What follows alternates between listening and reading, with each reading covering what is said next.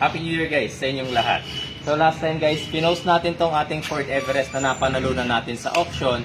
And nagbasa-basa ako sa comment section. Ang pinakamaraming comment doon, magkano daw natin to nakuha sa auction. Okay, so dahil nga hindi ko rin naman to ibebenta at plano talaga namin na tong ariin ni Mrs.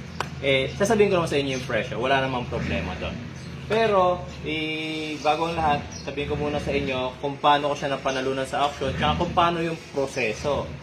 So, yung sinalihan ko nga palang auction guys is a live bidding or live auction. Kapag sinabing live bidding, ang kaibahan niya sa mga bank auction or bank bidding, halimbawa, ang minimum bid price dito is 1.5. Halimbawa lang naman ha. Kapag nag-bid ka sa bangko, halimbawa, ang bid mo is kasi pataasan yan eh. Basta sinabing bidding, pataasan lagi. Kasi sino yung pinakamataas, siya yung panalo.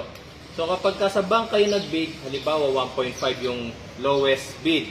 Ngayon, ikaw gusto mong mapanalunan to, nag-bid ka ng 1.8. Tapos may lumaban sa'yo ng 1.850, di ba?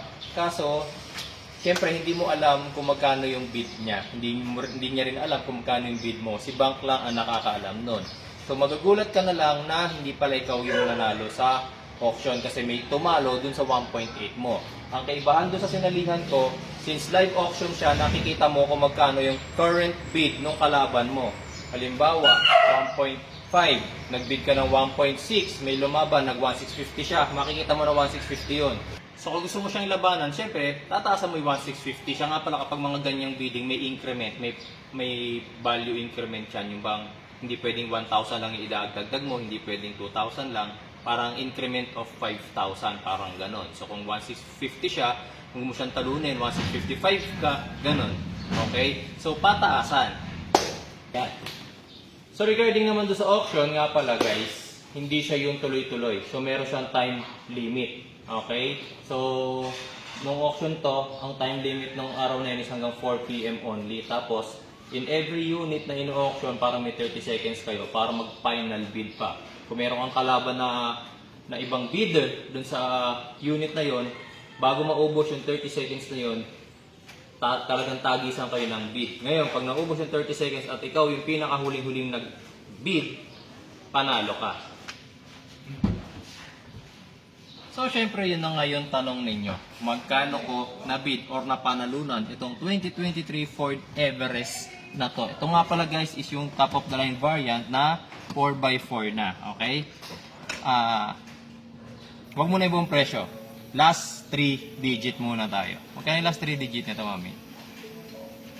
100. 100. Okay? Last 3 digit.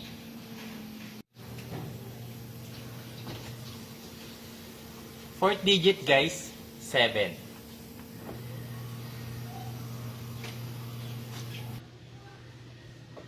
Yung third digit, 0 ulit.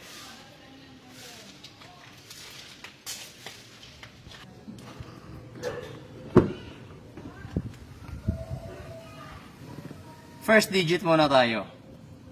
1. First digit ha.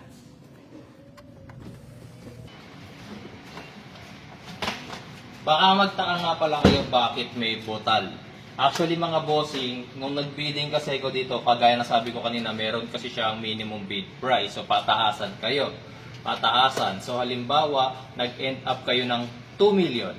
So yung 2 million na yon, hindi yun yung 2 million lang na babayaran mo. Meron ka pang charges and fees na kailangang bayaran. Ano yon? Una-una is the 5% bidder's premium or buyer's premium. Mahirap i-explain, so to make it more plain or simple, para siya yung pinaka-commission nung nagpapa-auction kasi itong mga to is galing lang sa consignment. So parang ilalagay yung sasakyan doon, ipapa-auction nila. Then, siyempre wala pang kita doon si auctioneer. So yung kita nila manggagaling doon sa 5% na yon. So yun ang isa mong babayaran. Yung iba pang surcharges, siyempre kagaya ng deed of sale, yung notary. Okay, so meron kayong mga babayaran pa na surcharges kaya meron siyang butal. Okay? Yung second and the final digit na kailangan nyong malaman, 0 to 9. 10 digit lang yon. Hulaan nyo na lang kung magkano. So yan, sinabi ko na sa inyo kung magkano ko nakuha. Hulaan nyo nga lang yung second digit. Thank you!